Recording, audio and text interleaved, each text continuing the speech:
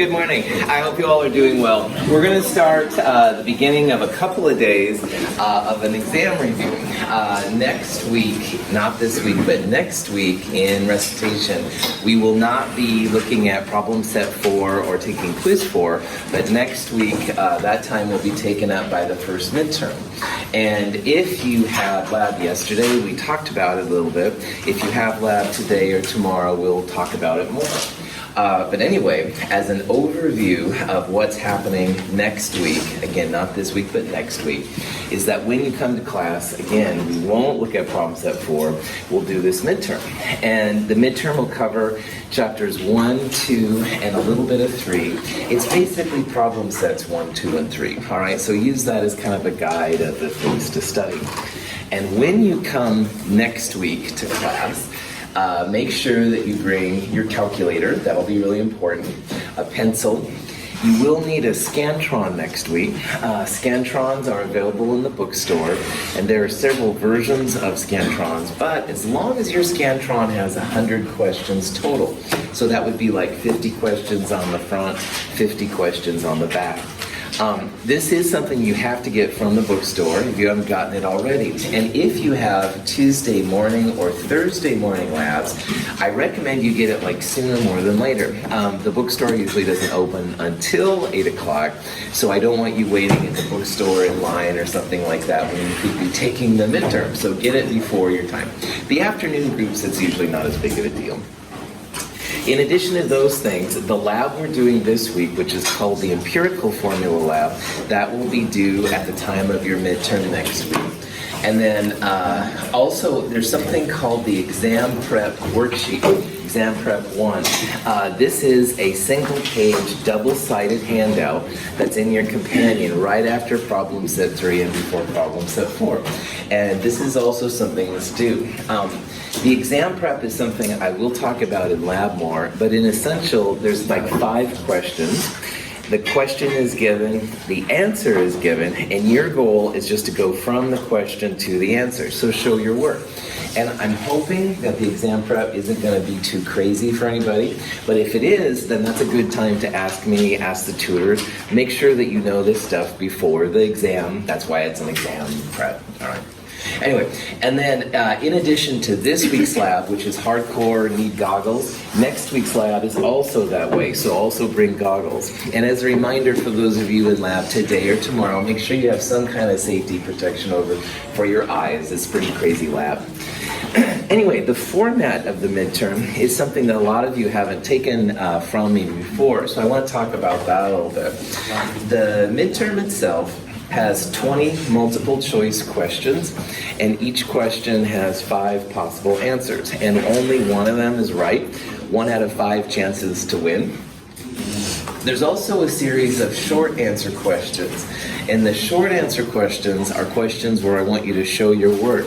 Partial credit is going to be a big part of these short answer questions. So as long as you show your steps and stuff, even if the significant figures aren't quite right, you'll still get a lot of points for that. So that's kind of cool.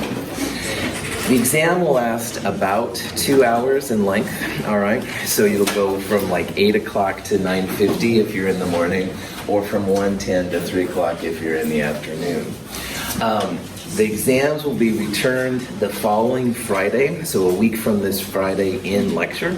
Towards the end of lecture, I'll return them, and when you get it back, it'll have a summary sheet, which is just telling what your score would be in this class as of that moment if I had to assign it.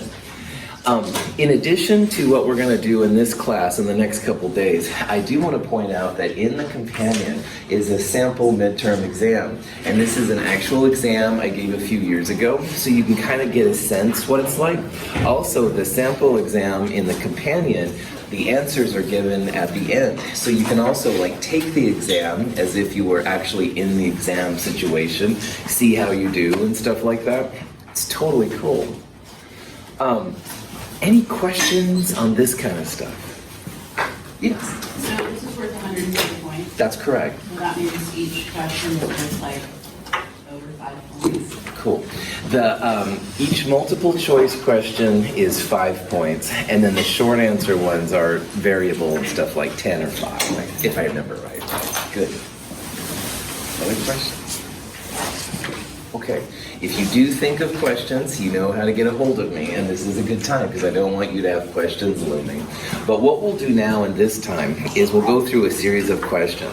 I'll put the question up with with 5 possible answers as if they were like a multiple choice question. I'll give you some time to work on it, to think about it. If you have your iClicker, you can absolutely put in the iClicker answer you want. But even if you don't have your iClicker, it's totally cool. Just write down what you think the answer is, and we'll do it that way. So let's start it. Let's get into it. All right. Here's a question. Dropping a piece of metal in some water. All right. See if you can find the identity of the metal. What is that metal?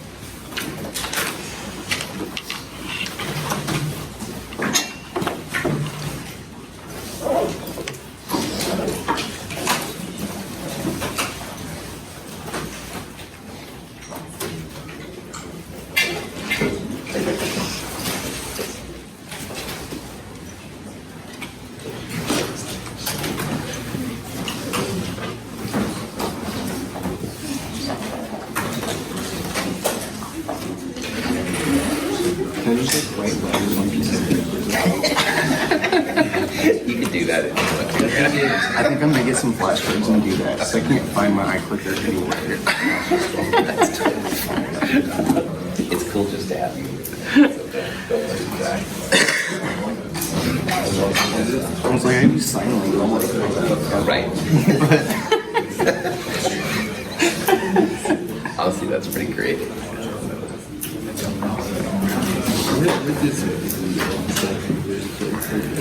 What is B exactly? God, B is one of the only letters I can't remember for some reason. Yeah, that's right. I didn't remember that. And then C, D, E, F. All right, on this question, it's not really about finding the identity so much as about finding the density of the metal, all right? And if you can find the density of the metal, you can then compare it to which one of these it is to find the answer. And density, like we talked about and like we saw in lab, is always the mass divided by the volume. The mass, pretty easy to measure out if you have like one of those scales. The volume is a little trickier though, especially when it's irregular. But as long as the density of your metal is greater than the density of water, the metal will sink. The displacement of water is what we'll use. So you can see here, here's like a before volume and after volume. So the difference between those, 22.3 minus 10, that's going to be the volume of the metal. So mass of metal divided by the difference, the volume, that density comes out to be 2.70. And 2.70, if you look on this chart, is aluminum. Answer B. Any questions on it?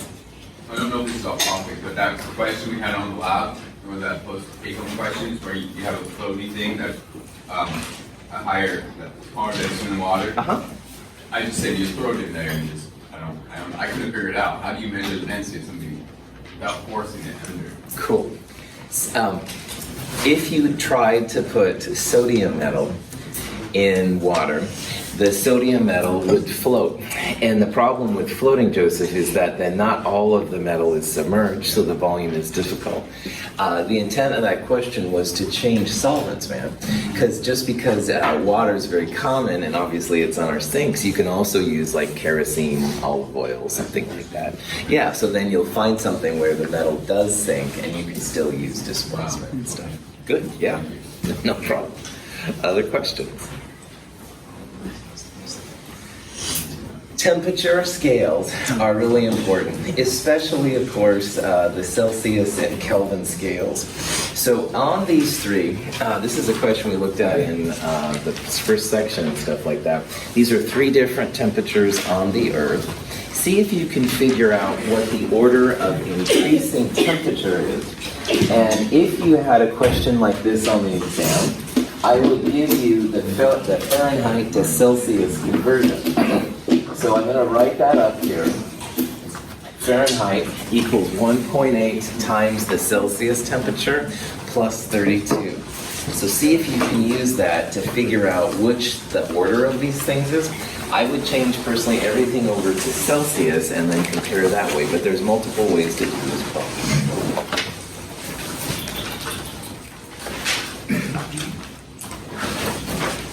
So if you're using the Celsius, you multiply it by 1.8 and then add 32. That's right, exactly. That's right.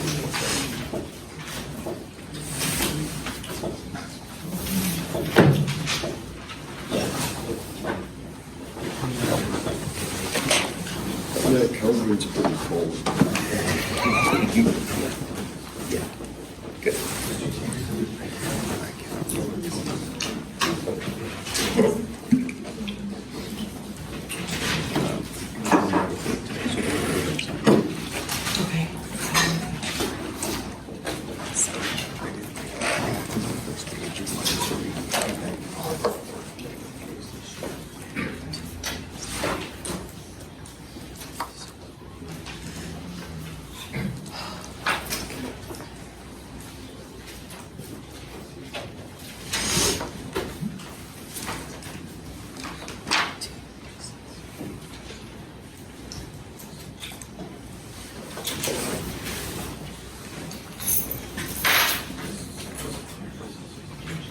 The Celsius too.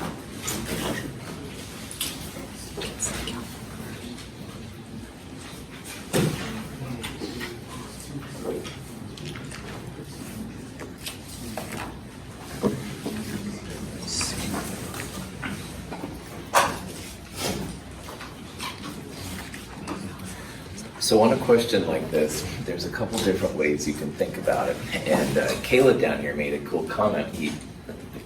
Anyway, he realized that the Kelvin temperature was, you got it good. All right, prop that back on, sorry. He realized that the Kelvin temperature is pretty cold. So one way is that if you're familiar with these different scales, you can maybe think about what's happening. What's the number that you use to go between Celsius and Kelvin temperatures? 273.15, well done. So that's the number. So 256 Kelvin is going to be under the freezing point of water, all right? It's going to be below freezing. So Caleb saw that right away, and that's a totally cool way to do it. Now, 32 Fahrenheit is degrees Fahrenheit is the freezing point of water. So 45 degrees Fahrenheit isn't too far above that, all right?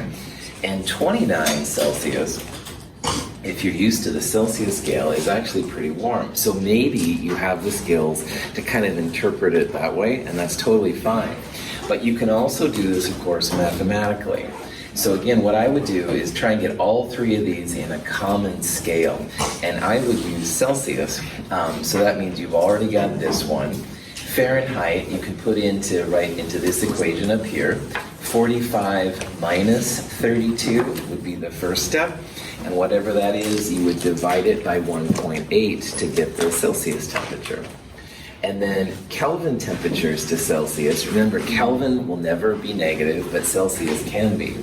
So that 273 number, or 273.15, subtract 256 minus 273.15 would give you the Celsius temperature.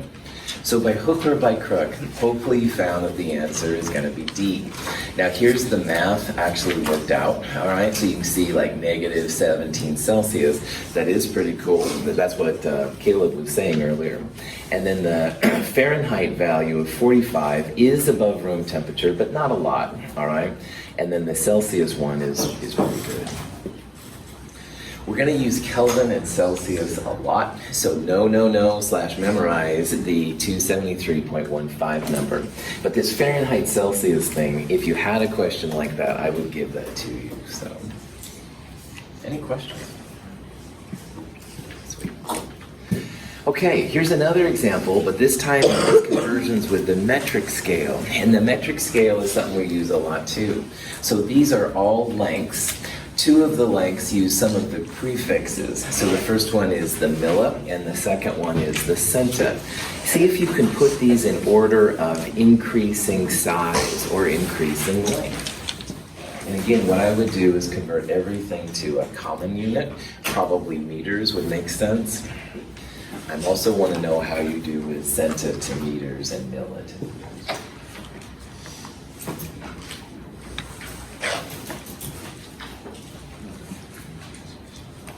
Centimeters are smaller than millimeters, right? Centimeters are smaller than millimeters. Or is it bigger? No, millimeters are smaller. So it's 10 millimeters in a cent. Okay.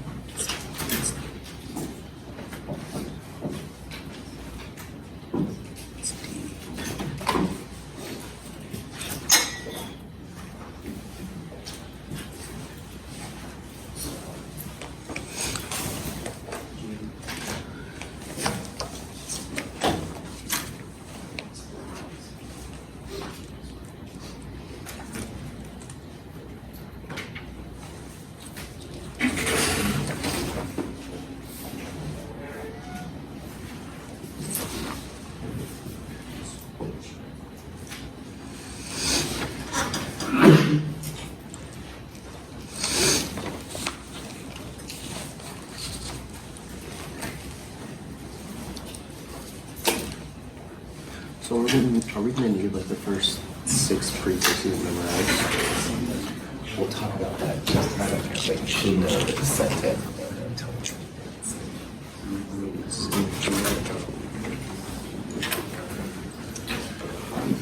Okay, so in a problem like this, you've got to know how to convert like milli to the base unit or centa to the base unit.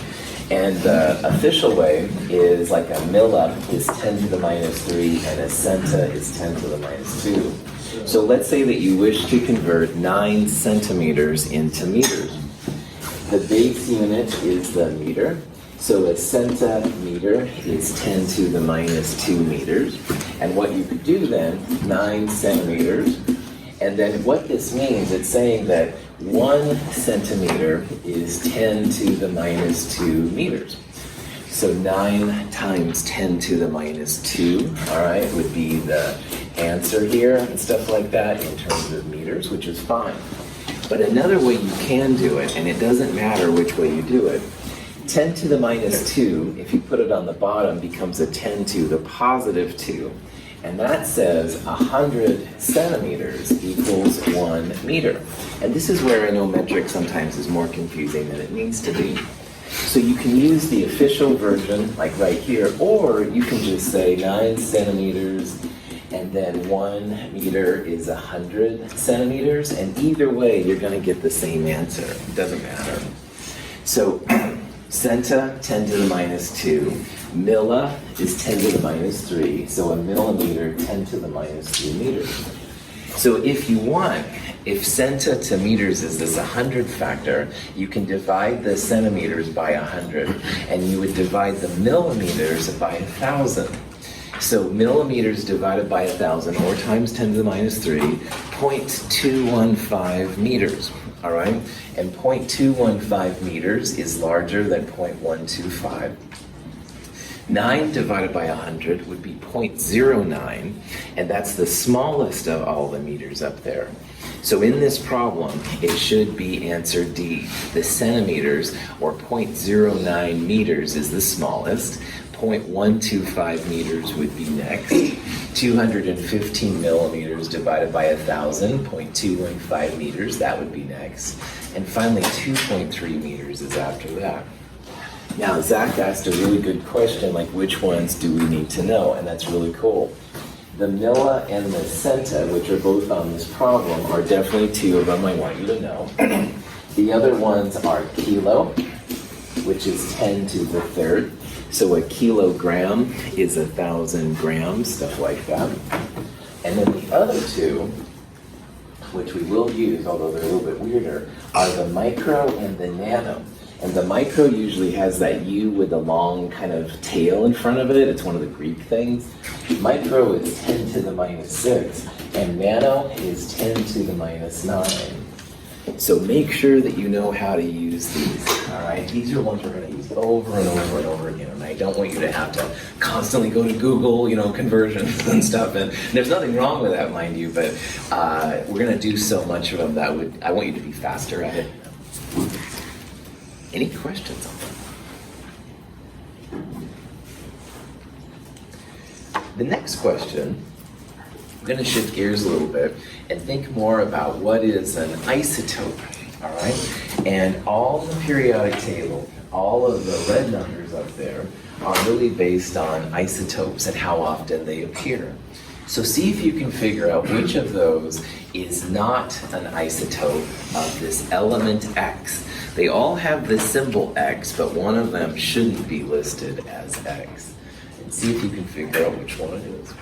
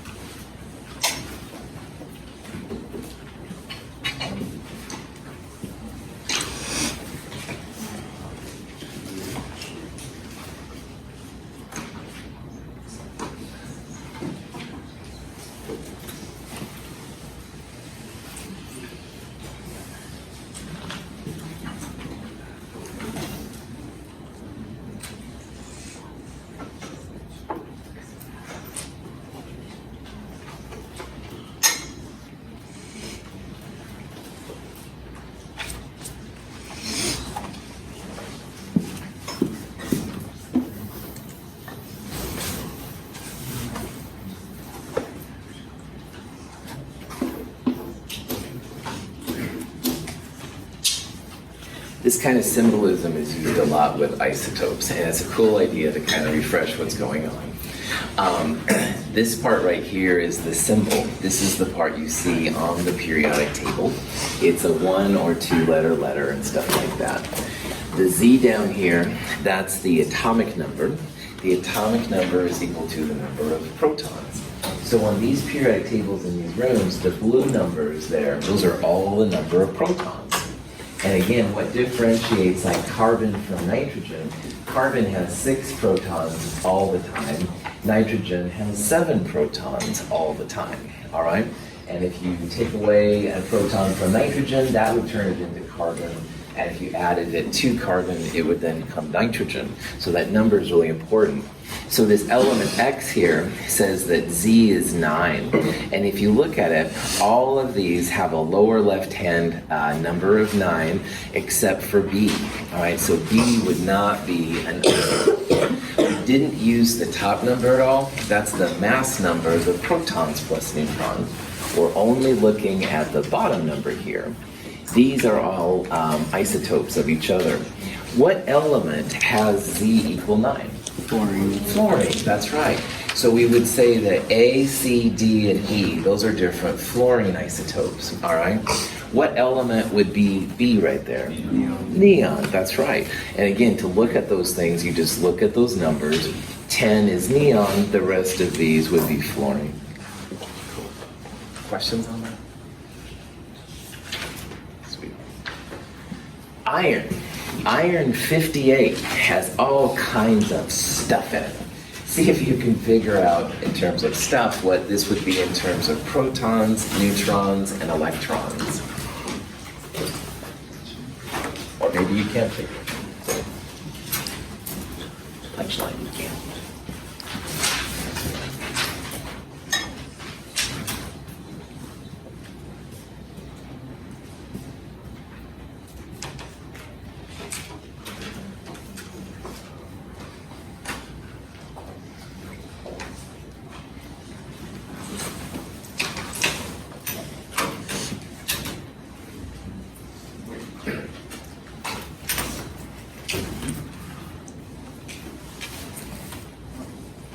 So the mass number is the one isotope, right? It's funny. So the mass number would be like 558. That's right, that's right, yeah, that's right, that's right. And so protons plus neutrons.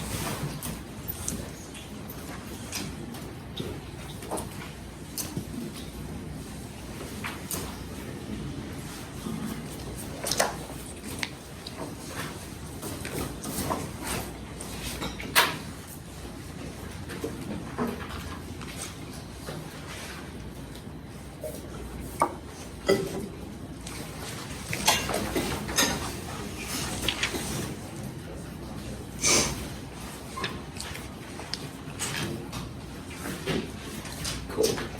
All right, iron 58. The first thing you have to figure out is what the 58 stands for, and it looks like a lot of you are doing a really good job. The 58 is called the mass number, all right? And that mass number is also given the symbol A sometimes. So this, if we were to draw this out as a symbol, the A right there would be 58. We need the Z though, the atomic number, all right, the atomic number in this case for iron. How do we find the atomic number?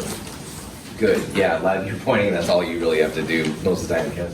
Yeah, periodic table is how you find the atomic number. So iron, Fe, is number 26. So 26 is the number of protons, all right? You change that number, it's no longer iron. So this is iron. We'll worry about that in a second. Iron means 26 protons, all right? So when you look through these, it's going to be B, C, or D, because those all have 26 protons. 32 protons would be like germanium. Yes, that's right. It would be a different element, so that would be something different. Now, a neutral atom is important in this problem too, because if it's neutral, the positive protons are balanced by the negative electrons. So 26 protons, it's going to need 26 electrons to go with it. If it didn't have 26 electrons, then it would have a positive or a negative charge. So for example, if it only had 25 electrons, then it would be a positive 1. It has more protons than electrons. If it had 27 electrons, it would be a negative 1, more electrons than protons. And the last thing then, this is the mass number, protons plus neutrons. So if you know that there's 26 protons, you can subtract that from 58 to get the number of neutrons. It's 32, so it looks like answer B here would be a good call on this one. All right? And the neutrons is always going to be what changes. The protons will always be the same for any given The element. protons will always be the same, that's right. The neutrons will vary with the mass number. All right, so this is like one type isotope of iron. And the electrons will change when you start making compounds, like iron with chloride or something like that. But, yeah. Doesn't the number of electrons change if it's not in like neutral state?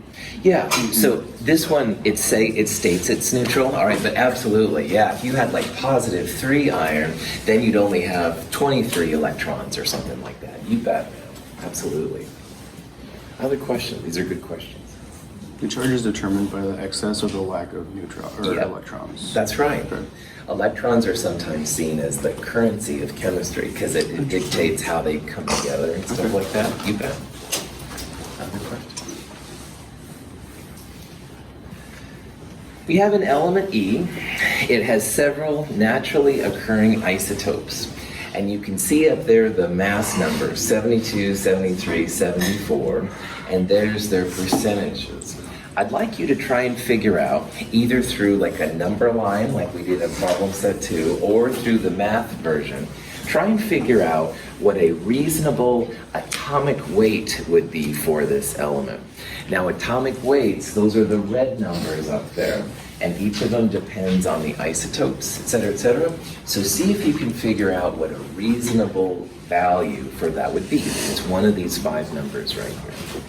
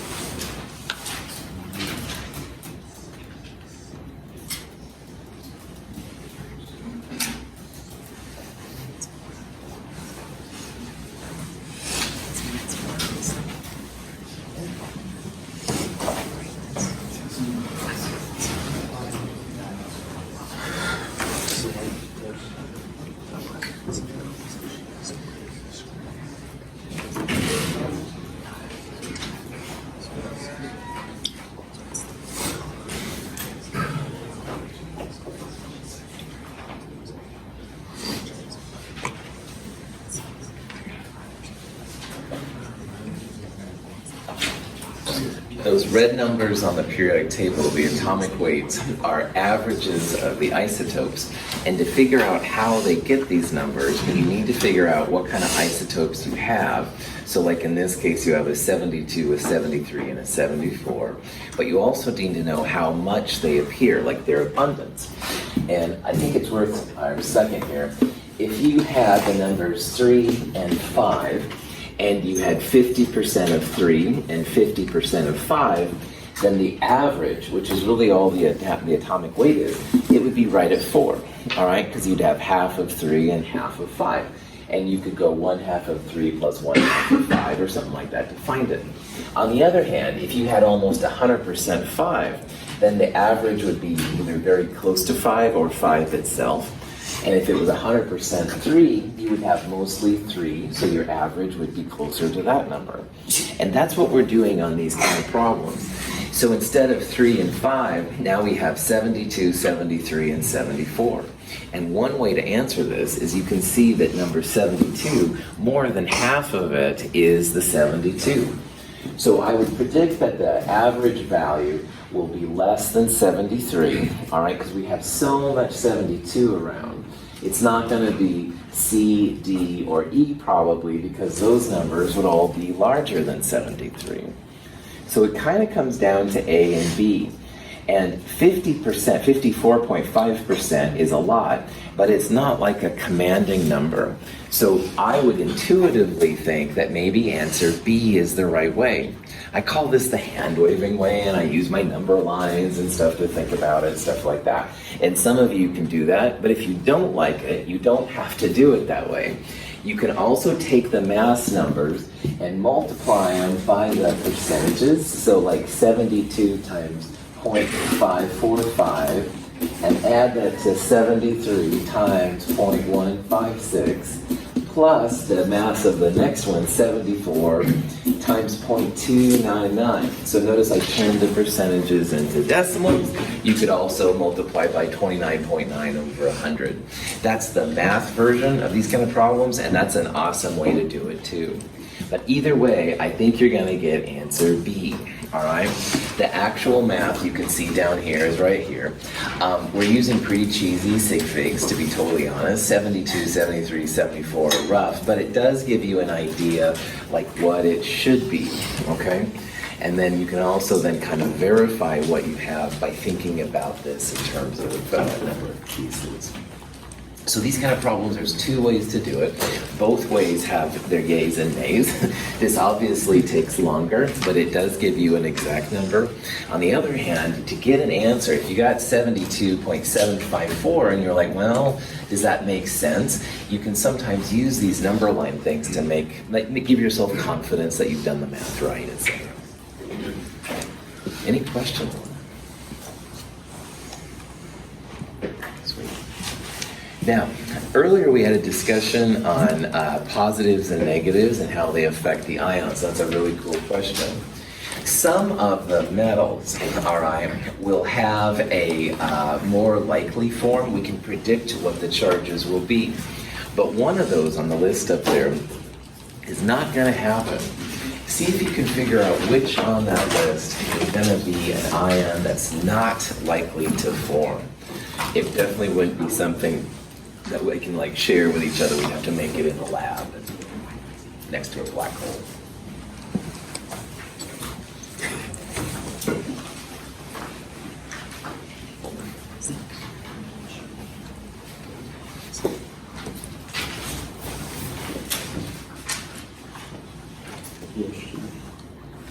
Yeah.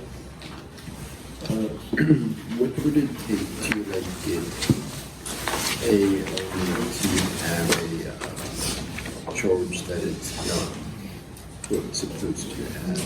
It usually takes like really hot temperatures and magnetic electric fields, stuff like that. But it's not something that would be stable then. Like once you turn the power off, then it will go back to the default. You must like the Lamborghini a lot. You must like the Lamborghini. You're right, actually. That's a good point.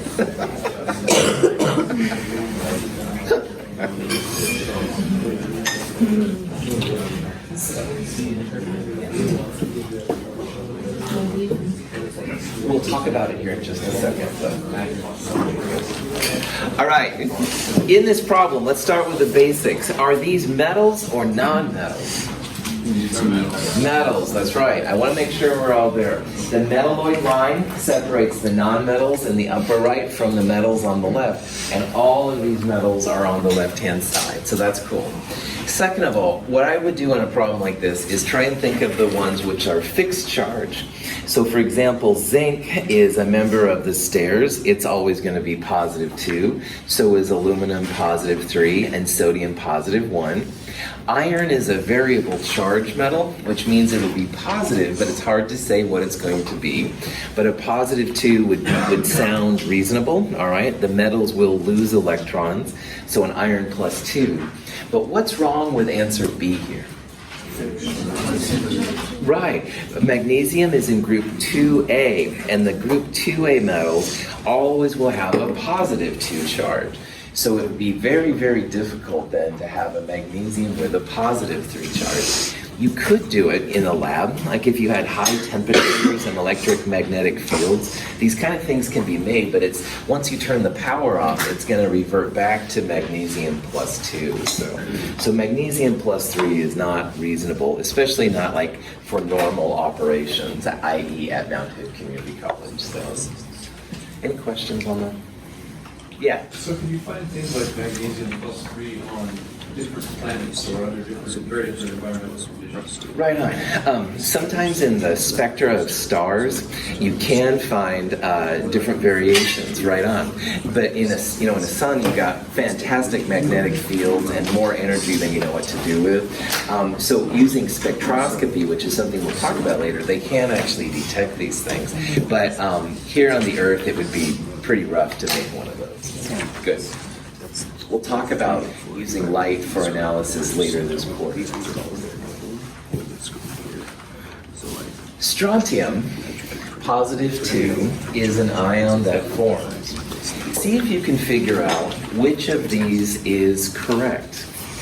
There's 5 different statements here. See which of those would be correct based on strontium.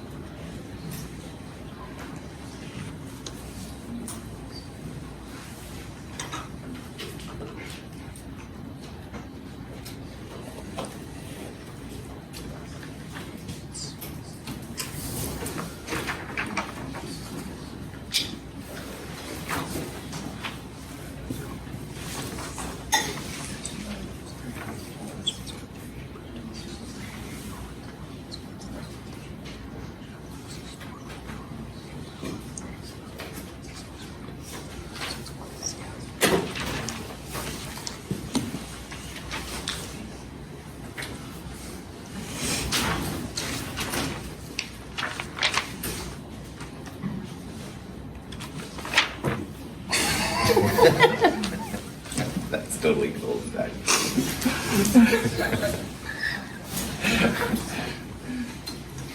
All right, almost all of you put down answer C or D, and that's really good and stuff like that.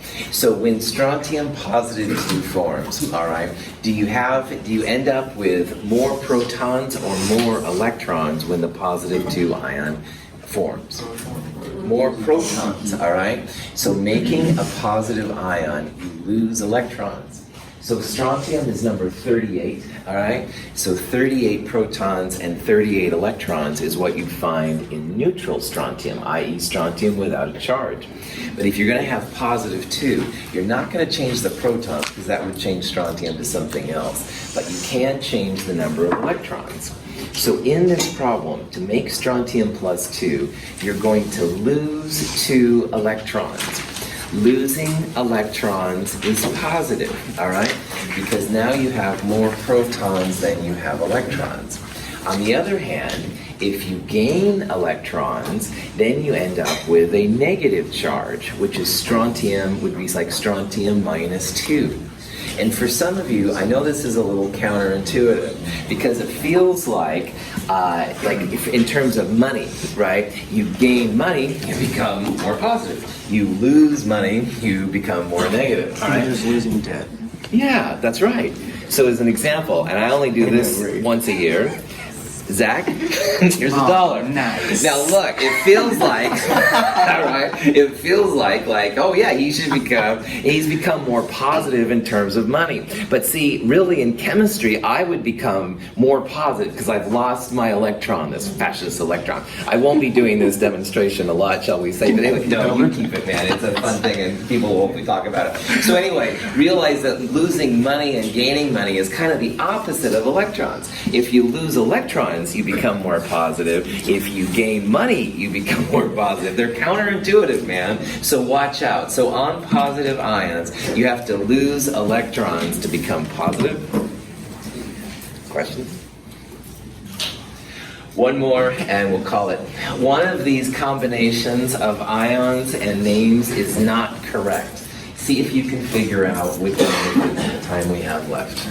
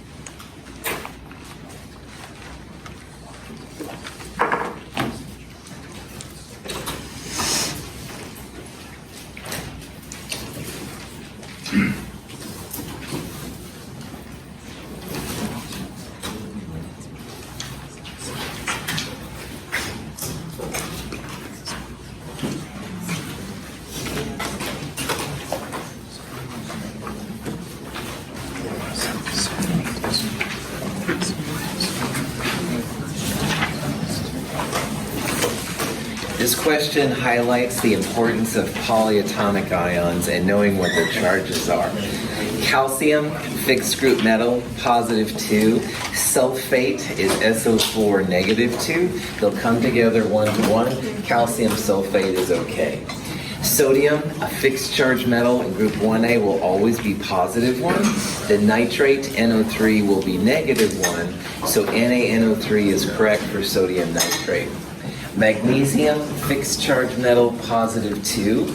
Iodide from iodine, which is group 7, 7 minus 8, negative 1, 2 of them.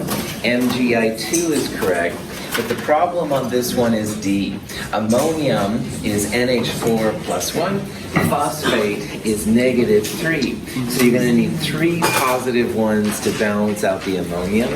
So ammonium phosphate would be NH4 parentheses 3 PO4. That's the wrong one. Calcium positive 2, hypochlorite negative 1, 2 of them, good to go.